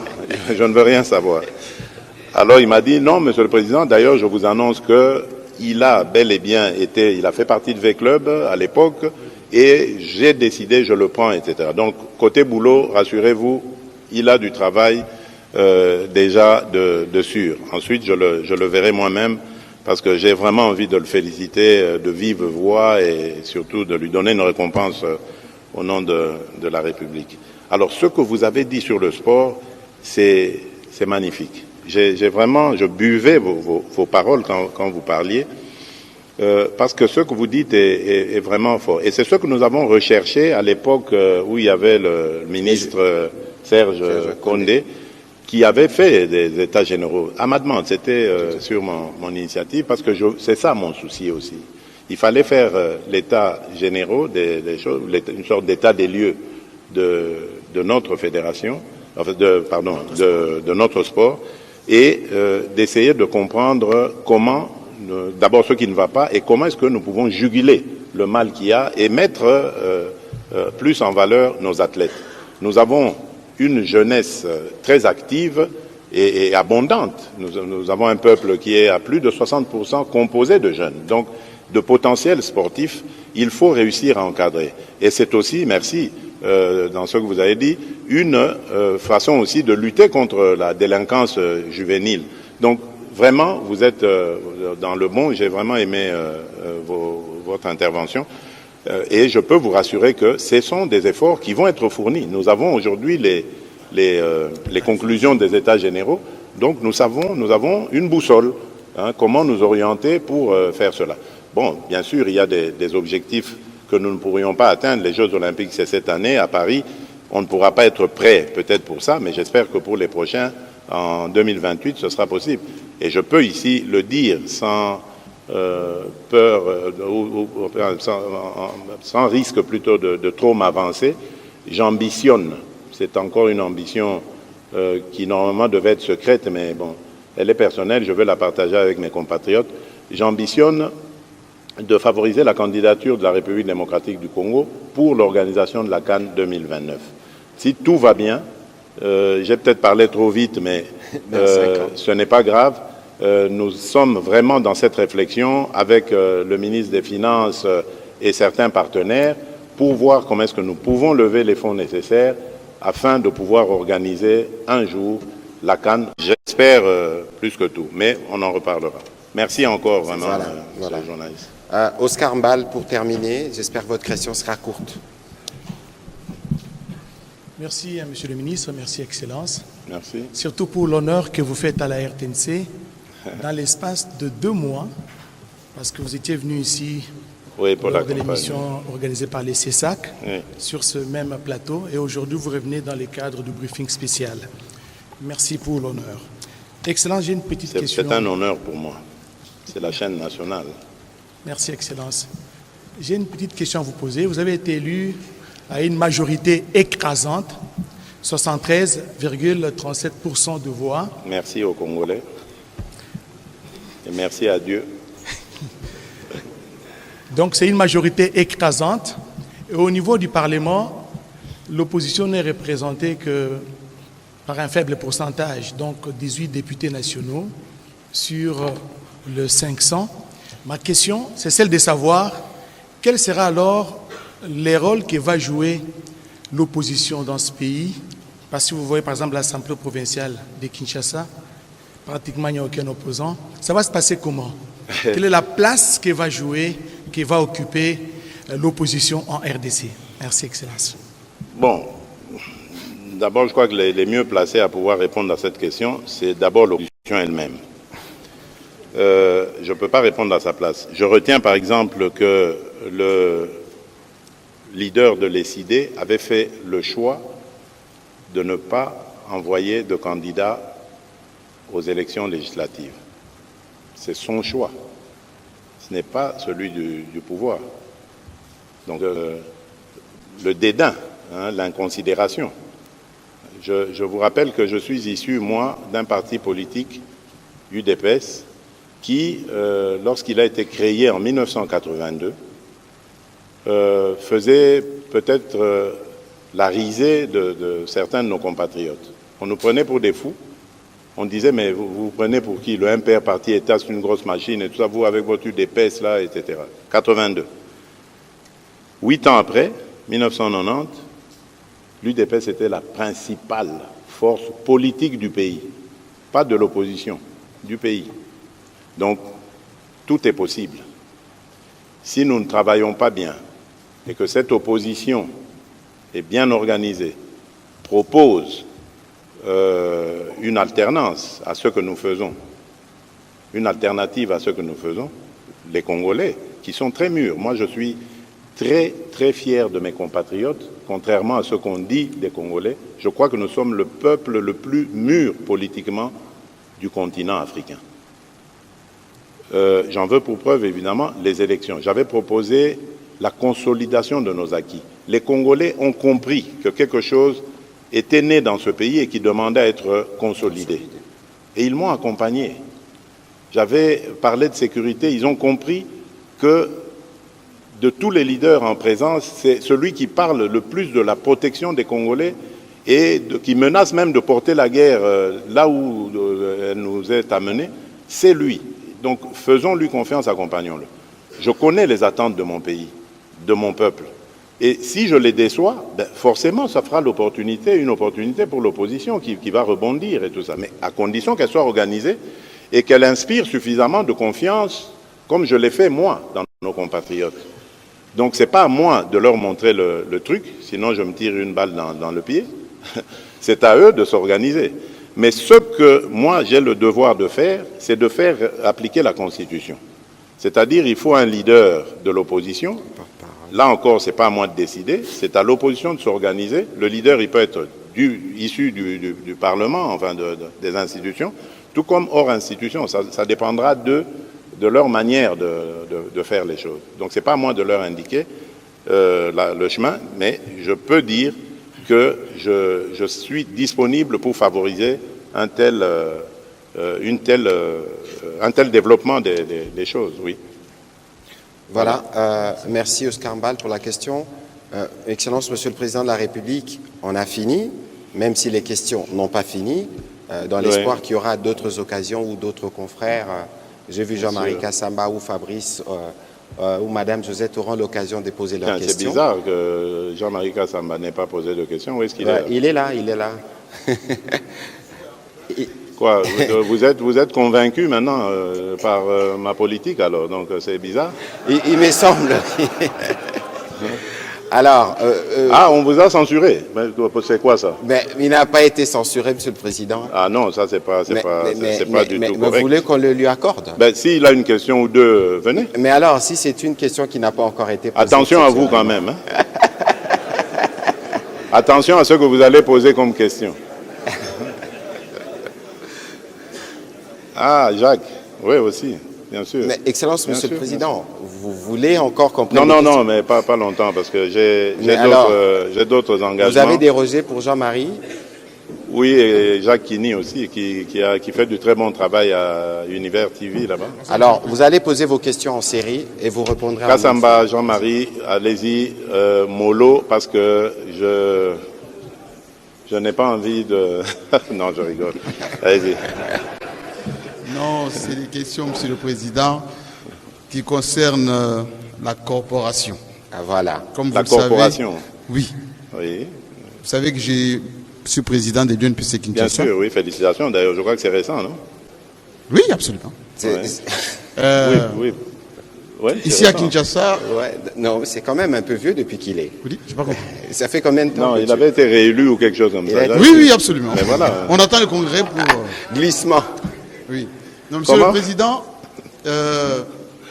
les journalistes de Kinshasa sont très inquiets parce que nous avons l'un de nôtres qui s'appelle Stanis Boujakera, que vous connaissez, qui est encore en prison. Et nous souhaitons savoir, parce qu'à l'issue des États généraux de la communication que vous avez présidé, à l'ouverture tout comme à la clôture, vous nous avez dit, nous n'allons pas aliéner votre liberté. Et ce journaliste est un bon journaliste que vous connaissez. Bien sûr, bien sûr. J'aimerais, au nom de la presse de Kinshasa, vous demander, si possible, que ce journaliste soit relaxé pour qu'il fasse son travail. Ça, c'est la première question. La deuxième, vous nous avez promis effectivement l'accompagnement de la presse. Vous nous avez promis de nous accompagner. Nous avons sollicité au travers de notre ministre Mouyaya, qui est un bon ministre, que nous aimerions aussi revoir dans le nouveau gouvernement. Ah ben voilà, un plaidoyer.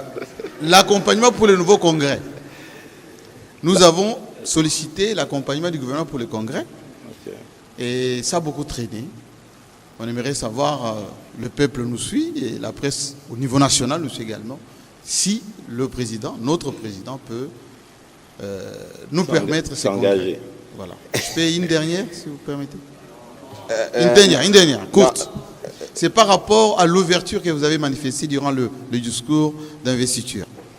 Vous avez dit, je vais tendre la main à ceux qui n'ont pas été de mon côté, comme étant partisans, etc. Alors, ça va se matérialiser comment? Parce que, vous l'avez dit tout à l'heure, l'opposition est très faible. En proportion congrue. Voilà, très faible. En portion congrue. Oui. Comment vous allez faire? Oui. Bon, d'abord, je commence par...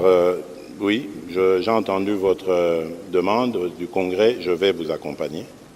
Ça, c'est clair, c'est une demande bien formulée, il faut que je le fasse. Stanis Boujakera, est-ce que je peux le dire? Aujourd'hui, pas plus tard qu'aujourd'hui, j'ai posé encore ce problème. Tout à fait. Et vous avez entendu tout à l'heure avec le doyen Kibambi, j'ai parlé de la justice qui me donne beaucoup de soucis. Croyez-moi, je n'en dors pas. la justice, notre justice, elle est malade, même dans le traitement des dossiers. Bon, je crois qu'il est victime un peu de ça. Et j'ai vraiment décidé d'y mettre mon nez. Je n'aime pas faire ça. Je n'aime pas le faire, croyez-moi. Je le jure. Vous êtes des journalistes, allez demander. Je n'ai jamais appelé un juge. Je leur fais confiance et j'insiste simplement pour qu'ils disent le droit comme il se doit, pour que nos compatriotes, enfin les citoyens, parce qu'il n'y a pas que nos compatriotes qui sont justiciables dans ce pays, en profitent. Et j'ai besoin d'une justice qui est correcte, qui est efficace, parce que c'est comme ça, c'est sur cette justice que nous bâtirons l'état de droit que nous voulons, cet état qui va transformer le Congo. Donc je veux cette justice. Et à cause de leur tergiversation, peut-être que ce jeune homme est en train de moisir dans ce... Alors aujourd'hui j'ai posé cette question parce que je soupçonnais qu'elle viendrait de la part des journalistes. Donc je vous le dis solennellement, j'ai décidé de fourrer mon nez au moins pour une fois dans la troisième, c'était... C'était le Congrès. Oui, la main tendue. La main tendue à l'opposition. Le président y avait déjà répondu, mais je crois. La main tendue, oui, je crois que la main tendue à l'opposition, je crois que j'ai répondu à votre prédécesseur, là, pour dire que c'est pas à moi de... Donc l'opposition, parce que beaucoup comprennent, je pense, beaucoup, et je crois que c'était un peu votre question, beaucoup pensent que ça veut dire l'opposition sera invitée à venir au gouvernement. Non. Je suivais tout à l'heure dans la voiture, à la radio, le porte-parole d'Ensemble. C'est vrai, il est dans son rôle d'opposant, mais j'ai aimé sa réponse. Il parlait de l'informateur, l'invitation à l'informateur. Il dit, mais non, nous n'avons rien à faire là-bas parce que l'informateur est en train de réfléchir sur la mise en place d'une majorité. Nous ne faisons pas partie de cette majorité, nous sommes de l'opposition. Il a raison. Maintenant, il a émis certains arguments pour lesquels on peut dire c'est discutable. L'affaire Okende, c'est pas le régime. Il y a des enquêtes, c'est peut-être encore la justice qui tergiverse, possible, mais c'est pas de notre responsabilité, ni son meurtre, ni le retard pris dans le traitement du dossier. Mais là encore une fois, on laisse faire les experts. Pourquoi est-ce que moi je vais m'inviter dans cette histoire qui nous a tous traumatisés? Donc voilà, donc j'étais pas d'accord avec certaines des choses, mais j'ai aimé sa réponse. Il est opposant, il est de l'opposition, il va s'organiser comme opposant. Et ce que moi je peux garantir, c'est leur liberté d'organisation et de fonctionnement, si toutefois ils continuent de respecter la loi. Il a parlé d'opposition républicaine, c'est ça une opposition républicaine, et il aura tout mon respect. Merci. Jacquini, c'était la dérogation du président, n'en abusez pas, on va terminer par là. Merci beaucoup, Excellence, pour cette mesure de grâce. Merci, Monsieur le Ministre. Excellence, Monsieur le Président, vous l'avez effleuré au début, le ministre avait dit qu'on allait en parler, mais on n'en a pas parlé, donc je veux revenir là-dessus.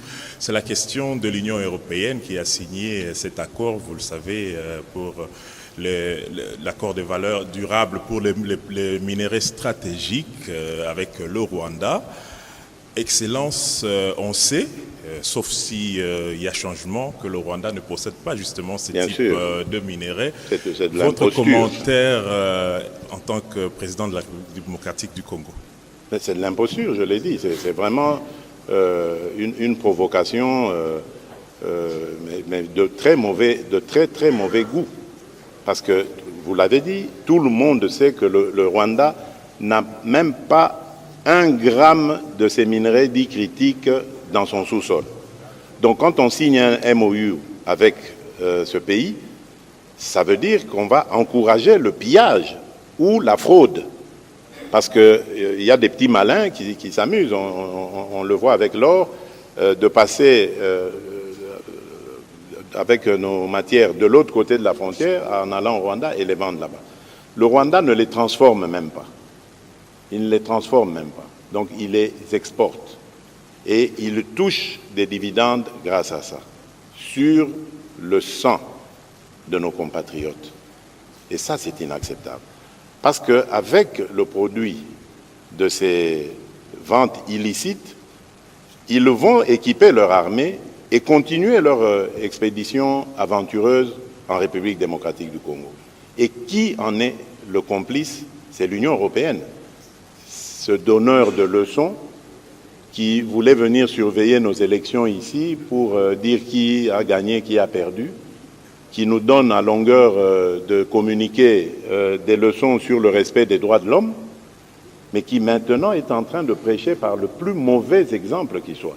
Heureusement, et j'étais très content d'apprendre qu'il y a des États dans cette Union européenne qui ont été contre. Mais nous n'allons pas nous arrêter à leur déclaration ou leur communication, parce que ça ne s'est pas fait urbi et orbi. Donc nous allons, nous-mêmes, comme on a commencé à le dire à l'ambassadeur, au représentant de l'Union européenne ici, nous allons entamer des actions, d'autres actions diplomatiques et même judiciaires pour empêcher cette ignominie. C'est inexplicable, on ne comprend pas ça. On ne comprend pas ça. Merci, Excellence. Voilà, merci, Excellence, Monsieur le Président de la République, pour nous avoir donné ce temps. Madame Josette, vous serez la première à la prochaine occasion à poser la question. Mais vous voulez poser? Non, madame, non. Soyons élégants. Je ne savais pas que vous étiez candidate à... Pardon, je demande pardon pour le ministre qui allait vous... Allez-y, madame.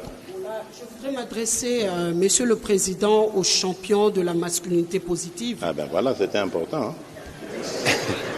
Tout est important, Monsieur le Président. Merci. Oui, une fois, vous aviez déclaré devant les femmes d'exception que vous voudriez entrer dans les secrets de la femme parce que la femme... Attention, vous allez me créer des problèmes. Non, quand je dis de la femme, parce qu'il est le vecteur, elle est le vecteur du développement. Ah, ok. J'ai bien atterri. Oui. Parce qu'elle est le vecteur... Parce que je vois que la première dame nous suit. Hein? Non. Parce que la femme est le vecteur du développement. Tout à l'heure, vous avez parlé de l'A, de le, formateur, c'est le. Là, c'est la formatrice. Donc ça veut dire qu'en République démocratique du Congo, pour une fois, on peut avoir une femme première ministre. C'est possible. Je voudrais... Attention, il ne faut pas confondre le formateur et le Premier ministre. Hein. Ça peut être... oui, il peut devenir Premier ministre elle peut devenir Premier ministre. Merci. Mais pas toujours. Merci, Monsieur le Président. Vous savez qu'il y a eu beaucoup de femmes qui se sont lancées quand même parce que le taux a été revu à la hausse des femmes qui se sont lancées dans les élections de 2023.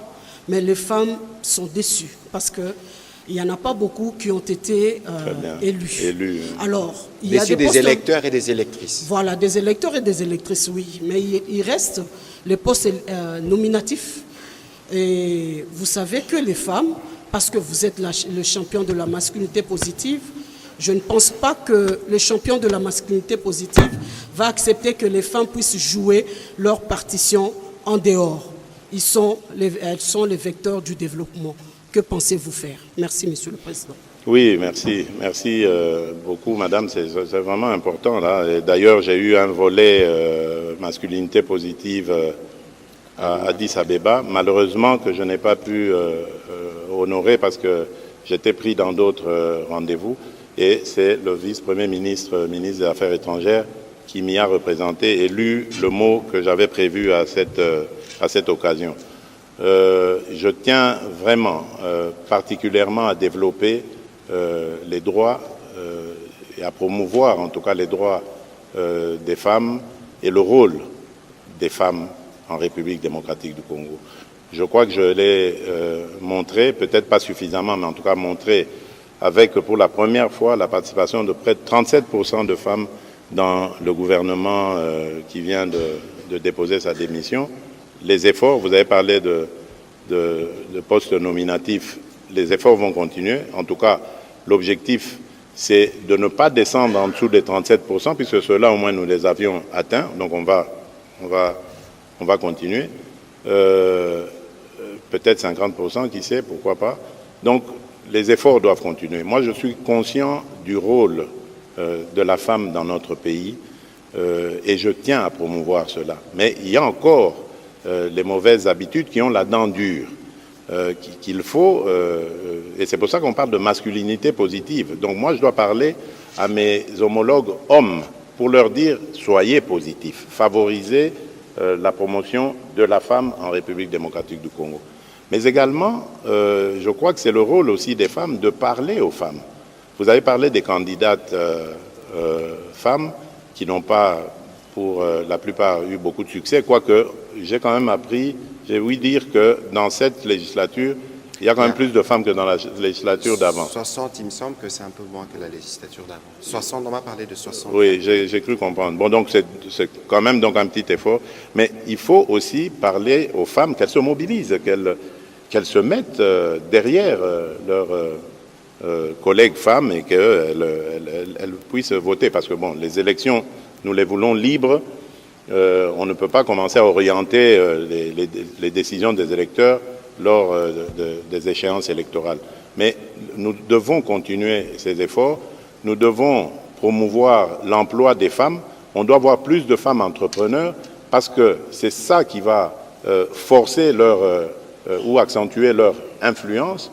Nous devons mettre plus de femmes dans des postes de décision parce que c'est ça qui va assurer leur visibilité et qui va leur permettre d'inspirer confiance même à la gente masculine, qui permettra maintenant de plus en plus de se débarrasser de ces vieux réflexes machos, j'allais dire, et d'aller plutôt vers la promotion des femmes.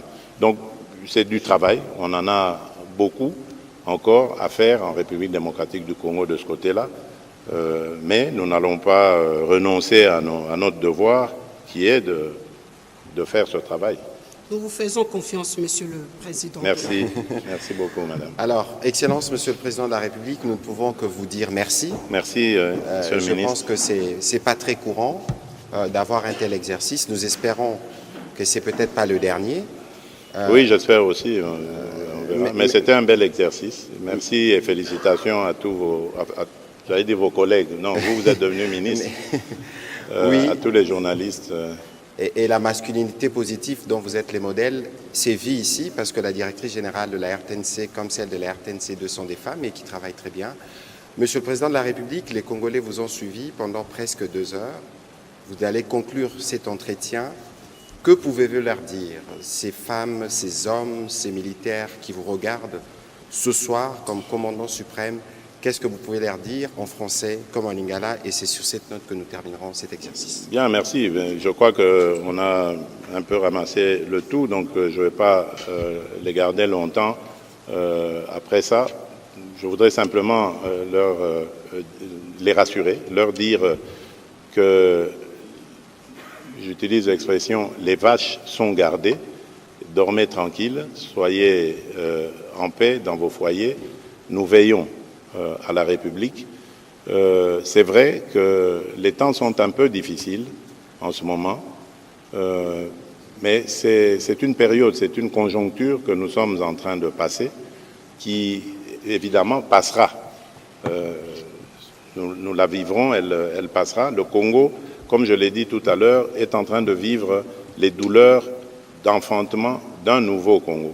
Un Congo qui sera indépendant économiquement, qui sera prospère et qui aura plus de sécurité, où les jeunes qui sont ma priorité auront plus d'emplois et plus de rôles à jouer parce que c'est eux qui doivent préparer l'avenir de ce pays. Donc je reste attentif aux problèmes du pays. Je compte sur le soutien que vous m'avez manifesté déjà à travers les élections du 20 décembre dernier et je ne vous décevrai pas. C'est ce que je peux dire en conclusion. Que Dieu bénisse la République démocratique du Congo et son peuple et tous ceux qui l'ont choisi comme pays de résidence. Je vous remercie. Voilà, merci beaucoup, Excellence, Monsieur le Président de la République. Merci d'avoir prêché par l'exemple justement de cette redevabilité. Merci de noter la direction. Les Congolais de partout au monde qui nous ont suivis ce soir, je pense qu'ils ont été rassurés. Il n'y a pas eu de tabous et vous avez été transparents. Et c'est pourquoi, d'ailleurs, les Congolais vous ont renouvelé le mandat. Merci Et merci, bonne monsieur soirée le ministre. à vous. Merci beaucoup. Merci. Voilà. Merci à tous les téléspectateurs et téléspectatrices. Merci. On a terminé. Voilà, oui, c'est bon? Ouais, c'est bon.